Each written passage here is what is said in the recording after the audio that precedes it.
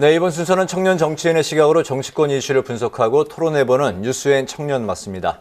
남다른 관점으로 날카롭고 뜨거운 토론을 펼쳐주실 두 분, 박용훈 더불어민주당 전국대학생위원장, 김재섭 전 국민의힘 비상대책위원 두 분 나오셨습니다. 어서 오십시오. 네, 안녕하세요. 안녕하세요. 네.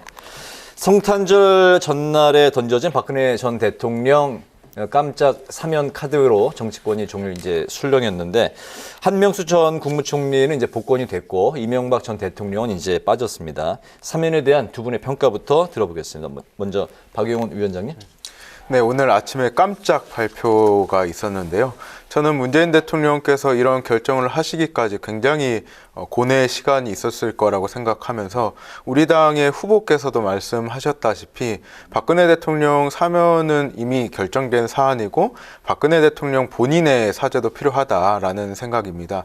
또 국민 대통합을 실현하기 위한 대통령의 결단은 저희가 존중해야 된다고 생각하고 이게 만약 다음 정권으로 넘어갔을 때 굉장히 부담으로 작용할 수 있거든요. 그런 의미에서 대통령께서 임기 말에 좀 결단을 해주신 게 아닌가 생각합니다. 네.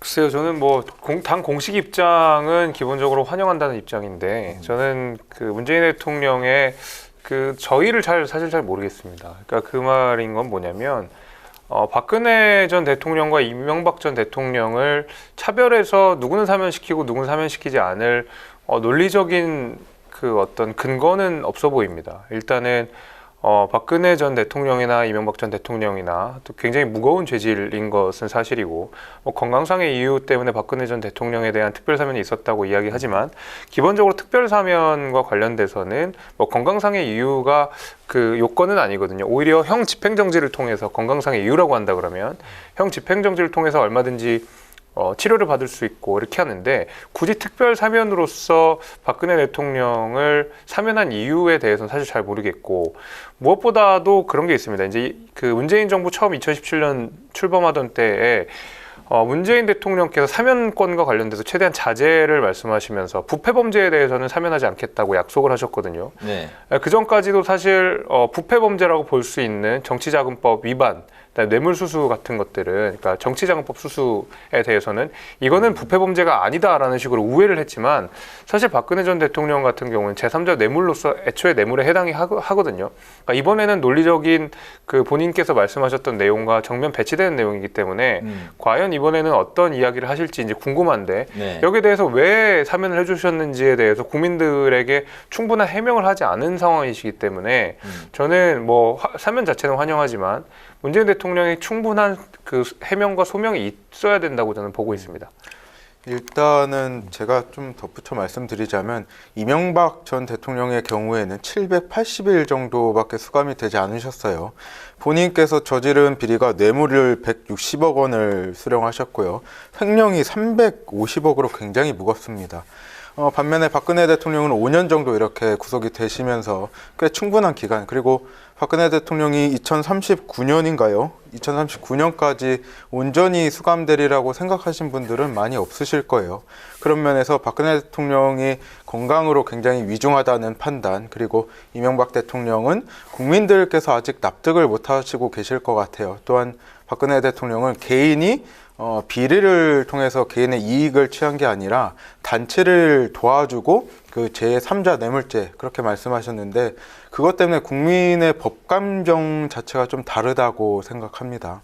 글쎄요, 저는 조금 납득하기는 어려운 부분이요. 일단 아까 말씀드렸듯이 사면에 관련돼서는 저희가 환영하는 입장이지만 그 말씀하신 내용대로 한다 그러면 국정농단과 그다음에 금전을 수수한 죄 이렇게 비교했을 때 국정농단이 조금 더 가벼운 죄라고 말씀하신 거거든요. 실제로 형기를 보면 박근혜 대통령 같은 경우에는 한 24년 정도가 됩니다. 이명박 전 대통령 같은 경우에는 한 16년인가 17년인가 그렇거든요. 행교에서도 좀 상당히 차이가 있기 때문에 사실 그런 말씀을 하시기에는 이명박 대통령과 박근혜 전 대통령의 어떤 사면의 차별 여부를 두기에는 좀 빈약한 근거라고 저는 생각이 됩니다. 오히려 국민적 공감대가 있어야지 사면을 해주겠다라고 했던 문재인 대통령의 올해 초의 입장과는 사뭇 굉장히 다른 것. 그러니까 갑자기 우리가 특별한 이벤트가 없었는데 국민적 공감대가 언제 생겼는지 사실 저는 그거는 잘 모르겠거든요. 그런 면에서 문재인 대통령이 이에 대해서 국민들께 아마 설명할 필요가 있다. 특히 촛불 혁명을 위시해서 등장한 정부 아니겠습니까? 문재인 정부가 혁명의 대상을 지금 말하자면 사면을 시킨 것인데, 그러면은 촛불 정부를 자임하는 문재인 정부에서도 이 부분에 대해서는 국민들한테 납득을 시킬 필요가 분명히 있는 것이죠. 알겠습니다. 사면에 대한 두 분의 평가는 이제 여기까지 이제 듣기로 하고요. 사면 소식이 이제 처음 전해졌을 때 민주당과 이재명 후보에게는 전달이 되지 않았던, 사전에 이제 교감이 없었던 것 같은데, 최근에 그 충돌했던 그 청와대와 이재명 후보 간의 이제 부동산 뭐 감세 문제를 포함한 최근에 이제 그 소원했던 그런 관계가 영향을 미친 건지 어떻게 보십니까? 저는 일단 그렇게 생각하지는 않고요. 청와대와 집권 여당 그리고 후보 간의 갈등설은 저는 실체는 없다고 봅니다. 왜냐하면 의례적으로 정권 말이 되면은 후보와 여당 그리고 정부와의 사이가 매끈할 수는 또 없는 노릇이거든요. 그렇기 때문에 이건 의례적인 일이고, 대통령께서는 참모와도 논의를 안 하셨다고 해요. 네. 그럼 당과 후보와 논의하지 않는 것도 당연하고, 대통령님의 의중을 제가 정확히는 알지는 못하겠으나 부담을 주지 않으려는 것은 좀 확실해 보입니다. 네. 모든 참모하고 한 게 아니다라고 이제 네네. 그 정도로 워딩을 해야 될 것 같습니다. 네네. 참모 중에서 또 그 교감을 한 그렇죠. 참모가 또 있겠죠. 알겠습니다. 네, 또 청와대 측에서는 건강상의 이유 그리고 국민 통합이란 이유를 액면 그대로 받아들여달라는 입장이지만 대서를 코앞에 둔 시점이라서 의구심 어린 시선도 고개를 들고 있습니다. 그렇다면 박 전 대통령 사면 카드에 따른 득실 어느 쪽이 더 크다고 보시는지 먼저 들어보겠습니다. 글쎄요, 저는 이건 득실과 관련돼서는 큰 영향은 못 미칠 거고 생각합니다. 대선 전국에 유의미한 영향을 미칠 수 있는 큰 이벤트는 아니지만은, 근데 이 국민 통합을 위해서 문재인 대통령이 사면하셨다고 하는데, 그거는 사실 좀 이해하기 어렵습니다. 왜냐하면 벌써 우리 박 위원장이랑 저랑 의견이 갈리고, 저희 국민의힘 내에서도 의견이 지금 다 갈리고 있거든요. 지금 벌써 이거 가지고 사면이 옳았네 그랬네라고 벌써 싸우고 있고, 민주당 내에서도 사실 지금 이 사면이 부적절하다고 하는 여론들이 굉장히 많습니다. 심지어 범진보 진영이라고 하는 모든 정당들에서도 다들 입장이 다 다른 상황인데, 도대체 그럼 무슨 국민 통합을 위해서 이 사면을 결단하셨는지 사실 저는 거긴 잘 모르겠고요. 지금은 사실 여야의 후보가 너무 다른 이슈들로 격돌을 하고 있는 상황이기 때문에 이 사면 자체가 어떤 지지층의 분열이라든지 아니면 이걸 가지고 갈등이 비춰진다든지 갈라치가 된다든지 이건 아니라고 봅니다. 다만 이 충분한 납득이 없이 사실상의 국민 분열을 야기할 수 있는 이런 사면 조치에 대해서는 청와대 입장이 분명히 있어야 될 것 같은데, 지금 단순히 이제 박근혜 전 대통령뿐만이 아니라 한명숙 전 총리에 대한 복권, 이석기 전 의원에 대한 사면, 여러 가지 가석방이죠. 여기에 대해서 그렇다 할 해명을 전혀 안 내놓고 있는, 그게 이제 제일 큰 문제라고 저는 보고 있습니다. 네. 야당에는 좀 더 불리하게 작용할 것 같다는 해석에 대해서는 어떻게 생각하세요? 아니, 물론 지금 이거 가지고 갈등이 있는 상황이긴 하지만 이 갈등이 사실 민주당한테도 있습니다. 그래서 예컨대 이제 열린민주당의 공식적인 입장들을 제가 알기로는 박근혜 전 대통령의 사면에 대해서 유감을 계속 표시하고 있는 상황이고, 심지어 이제 정의당 내에서는 완고하게 반대를 하는 상황이기 때문에 애초에 진보 진영 내에서도 의견이 많이 갈리고 있어서 이것이 국민의힘에 유리하다, 민주당에 유리하다 이렇게 판단하기는 어려울 것 같습니다. 네. 저도 단순히 득실을 따질 일은 아니라고 보고요. 박근혜 대통령에 대한 일은 저는 5년 전부터 계속 정치적으로 그리고 법적으로 끝난 사안이라고 봅니다. 이미 심판을 받으셨고 형이 확정되셨잖아요. 그 5년 기간 동안 그 지지자분들 그리고 정당 안에서의 그 변화들을 봤을 때 이미 끝난 사안이기 때문에 지지자의 결합이나 갈등이나 이런 것들은 좀 최소한으로 작용할 거라고 보고요. 민주당 안에서도 사실 박근혜 사면에 대해서 찬성하시는 분들, 아닌 분들 있기 때문에 이게 단순히 득실을 따질 일은 아니다라고 말씀드리고 싶습니다. 네. 득실에 따질 일이고 아니고 이제 여부를 떠나서 다음 주 그 여론이 또 이제 반영된 결과가 나올 텐데 그때 또 살펴보도록 하겠습니다. 다음은 그 내란 선동죄로 징역 9년을 확정을 받고 수감이 됐던 이석기 전 통합진보당 의원이 만기 출소 1년을 앞두고 오늘 이제 가석방 됐는데 여기에 대한 또 두 분의 의견을 들어보겠습니다. 박용훈 위원장님. 네, 일단 이석기 전 국회의원이죠. 이분 같은 경우에는 9년 8개월형을 선고받았습니다. 근데 지금 8년 3개월 정도 복역을 했고요.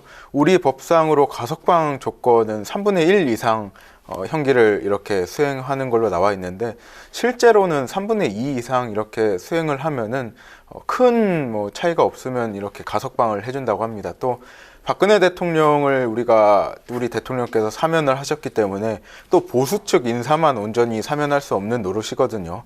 또 이석기 의원은 사면이 아닌 가석방이기 때문에 정치적인 활동은 또 어렵습니다. 또한 이분이 가석방이기 때문에 또 보호 감찰은 당연히 수반되기 때문에 네. 과연 뭐 박근혜 대통령만 사면하는 게 옳은지 아니면 뭐 여야를 통틀어서 모든 진영에 있는 정치를 하시는 분이 사면이 되고 가석방 되는지는 아마 국민 여러분들께서 다 좀 공평하게 봐주시지 않을까 생각합니다. 네. 이게 통상의 수감자 같은 경우에는 말씀하신 내용이 맞습니다. 그러니까 법리적으로는 형기의 3분의 1 정도가 채워지면 가석방 요건이 갖춰지는 것이고 대개는 한 3분의 2 정도가 지나면 가석방을 시켜줄 수가 있게 되는 건데 통상의 범죄자 같은 경우에는 납득이 되는데요.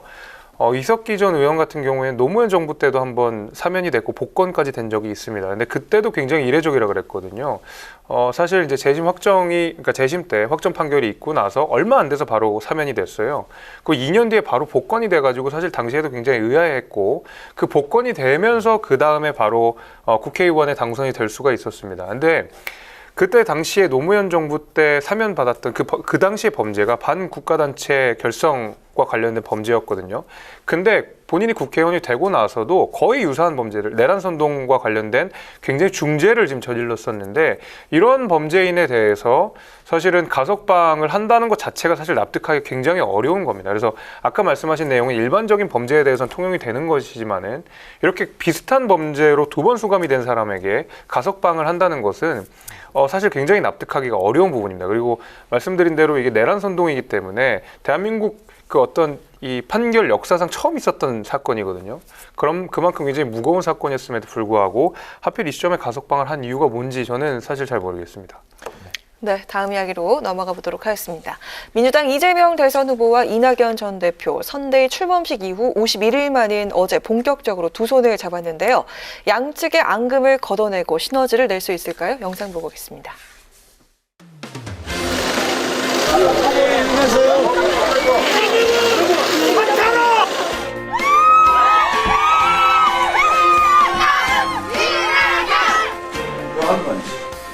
네, 제가 이미 자리를 잡았습니다.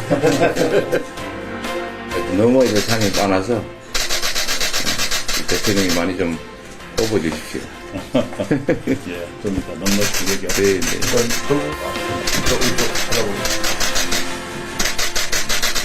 존경하는 이낙연 전 대표님께서 이제는 본격적으로 필요한 조직에 직접 참여하시고 제가 부족한 점이 많은데 우리 대표님께서 많이 채워주실 걸로 생각이 됩니다. 민주당의 승리를 위해서 이재명 후보와 제가 함께 노력하기로 했습니다. 때로는 후보나 당과 결이 조금 다른 얘기도 할 수 있을 것입니다.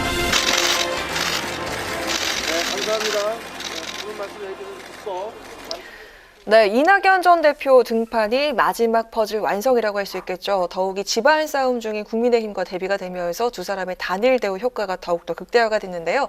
하지만 앞서서 나왔듯이 두 사람의 결합이 이재명 후보 비토를 완전히 잠재울 수 있을지는 미지수입니다. 전망 어떻게 보십니까? 그러니까 뭐 일부 잠재워지는 면이 있겠지만 사실 지금 뭐 어떤 지지층의 분열이 일어나게 되는 것은 어떤 후보 개인에 대한 호불호를 넘어서 사실 대장동 이슈와 관련된 여러 가지 의혹들과 관련돼서 민주당 지지층 내에서도 지지를 못하는 상황이 있는 거거든요. 사실 그런 면에 있어서는 두 분 간의 결합이 사실 일정 부분 결합의 어떤 이미지들을 연출할 수 있겠지만은 결정적으로 이재명 후보를 지지하지 못하게 되는 여러 가지 법적 의혹들 이런 것들이 결국 이재명 후보를 지지하게 만들지 못하는 가장 근본적인 원인이기 때문에 저는 아직까지는 넘어야 될 산이 많다고 생각합니다. 네. 네. 이낙연 대표께서는 그동안 비공개적으로 지지자분들을 만나고 의원들을 만나면서 설득의 과정을 하신 걸로 알고 있거든요. 그게 공개로 전환됐다 이 차이밖에 없다고 생각하고요. 이낙연 대표님께서 아무래도 호남에서 많은 지지자분들께 지지를 받고 있기 때문에 이분께서 대선 선거운동 기간에 호남을 좀 중점적으로 맡으면 지지자분들도 좀 마음에서 좀 얼어있는 그런 것들이 풀리지 않을까 기대하고 있습니다. 지금 PNR에서 프라임경제 의뢰로 조사한 것에 따르면 윤석열 후보 지지자는 36.1%가 후보 교체를 원하고 있고 이재명 후보는 15.6% 원하고 있는 걸로 나오고 있거든요. 우리보다는 국민의힘이 더 갈등이 심하다라고 말씀드리고 싶습니다. 네. 네. 대장동 이슈 관련해서 이제 또 질문을 드리면 그 이재명 후보 같은 경우는 이제 최근에 이제 그 유한기 전 본부장에 이어서 이제 김문기 성남도시개발공사 개발 1차장이 이제 또 극단적 선택을 했는데 그 김문기 씨 같은 경우는 처음에는 이분 존재에 대해서 이제 몰랐다라고 이제 발언을 최근에 했는데 좀 약간 또 바뀌었습니다. 대장동 사태 전에는 인지를 못했다 이렇게 이제 워딩이 좀 바뀌었는데 여기에 대한 두 분의 생각 좀 듣도록 하겠습니다. 박영원 위원장님. 김문기 1차장인가 이분 같은 경우에는 출장을 같이 간 사진까지 이렇게 공개됐잖아요. 네. 이재명 후보가 누군지는 인지하고 계셨을 것 같아요. 다만 그때 출장을 한 11명 정도 갔고 도시공사와 공무원들 총합해서 성남에 한 2,000분 정도 계시기 때문에 정확히 본인이 이분이 어떤 업무를 하고 사적으로 아는 사이는 아니다라고 말씀하신 걸로 파악하고 있고 저는 대장동 관련해서 돈이 오간 그 출처가 가장 중요하다고 봅니다. 민주당 인사나 그 출신들이 50억, 100억을 이렇게 받은 건 아니거든요. 모두가 국민의힘 출신이거나 검찰 출신의 분들이 50억, 100억을 이렇게 뇌물의 성격으로 수령했는데 지금 그 실무자를 조사할 게 아니고 저는 그 돈을 받은 분들에 대한 수사가 먼저 선행되어야 될 거라고 봅니다. 네. 네. 네. 네.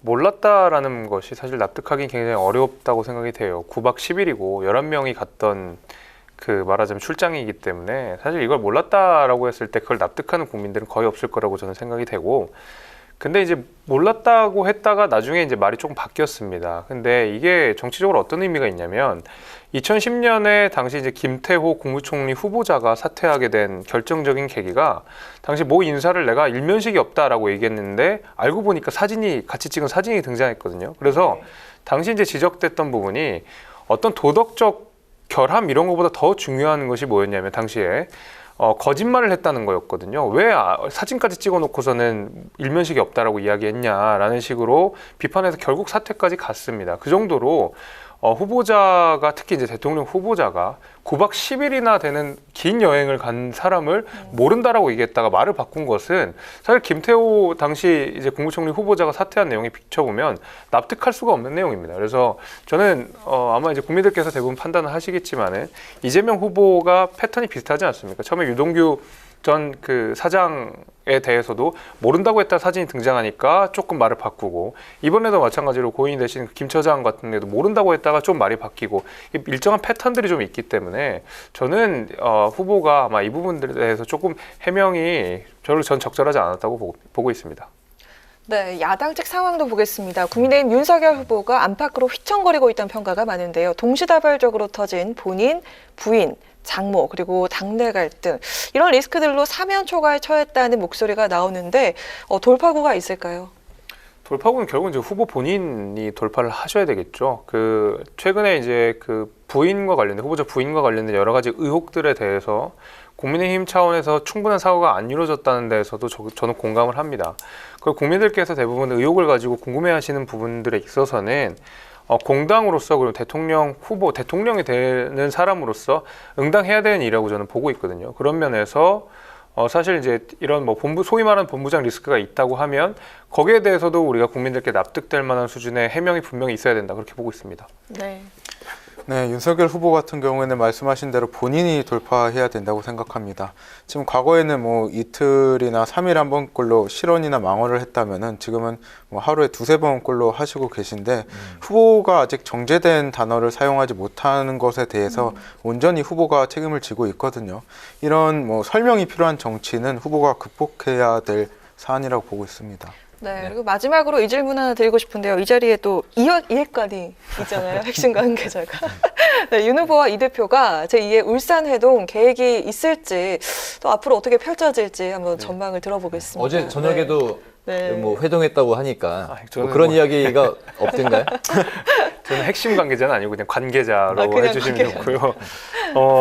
뭐 이준석 대표가 이야기하신 바는 명확한 거 아니겠습니까? 그러니까 결국 선대에 대한 대대적인 개혁이 없는 한 돌아갈 수 없다. 나는 뭐 그냥 당무에 충실하겠다라는 이야기를 재차 여러 번 했기 때문에 사실 그 조건과 어떤 약속이 완벽하게 관철되고 거기에 대한 후보와 대표 간의 강한 신뢰, 그다음에 선대위와 후보, 그다음에 선대위와 대표 간의 강한 어떤 약속과 합의와 신뢰가 있지 않는 한 당장 그런 울산 회동처럼 비춰지는 이런 합의들은 당분간 없을 거라고 생각이 되고 아마 그 이준석 대표가 요구하는 조건은 간단할 겁니다. 그러니까 선대위, 비대위 선대위를 조금 더 훨씬 더 실무 중심의 가벼운 선대위로 만들어서 메시지라든지 홍보라든지 정책이라든지 하는 것이 일관된 형태로 국민들께 윤석열 후보는 이런 나라를 만들고 싶구나. 국민의힘이 집권을 했을 때 이런 정부가 탄생하겠구나라는 정도의 명확한 인식을 줄 수 있는 수준의 선대위로 만들자라고 하는 것이고 그 약속이 지켜진다 그러면 울산회동 이상의 어떤 극적인 이 화해도 금방 이루어지지 않을까 보고 있습니다. 알겠습니다. 오늘 이제 그 청년 마수 마칠 시간인데 오늘이 또 크리스마스 이브인 만큼 청년 정치인은 이런 날 어떻게 시간을 보내시는지 잠깐 20초씩 듣도록 하겠습니다. 네, 먼저. 저는 다시 캠프로 좀 돌아가야 될 것 같고요. 아쉽지만은 그 위에 약속이 있긴 한데 크리스마스 이브에도 우리 정치가 국민 통합이라는 큰 가치 아래서 좀 국민들께 설득하는 정치 좀 이뤘으면 하는 바람에서 밥 먹겠습니다. 연설이 아니라 어떤 상당히 계획이 모범적인 있으신지. 답안이 계획은 사실 없어가지고 제가 알겠습니다. 연설을 했습니다. 알겠습니다. 네. 그 김 의원님은 네, 저는 이미 들어오기 전에 두 분 빼고 크리스마스 저희 파티를 저희끼리 했기 아, 때문에 그렇습니까? 이미 한 차례를 했고요. 이번에는 이제 저녁에 맛있는 걸 먹어야 되고 네. 나라 걱정도 좀 같이 하도록 하겠습니다. 아무튼 오늘만큼은 좀 즐겁고 좀 여유 있는 그런 크리스마스 이브날 보내셨으면 좋겠습니다. 오늘 그 청년 마수에서는 박근혜 전 대통령 특별 사면 소식 그리고 여야 선대위 주요 이슈 등을 살펴봤습니다. 지금까지 박용훈 더불어민주당 전국대학생위원장, 김재섭 전 국민의힘 비상대책위원 두 분과 함께했습니다. 오늘 말씀 감사합니다. 네, 잘 들었습니다.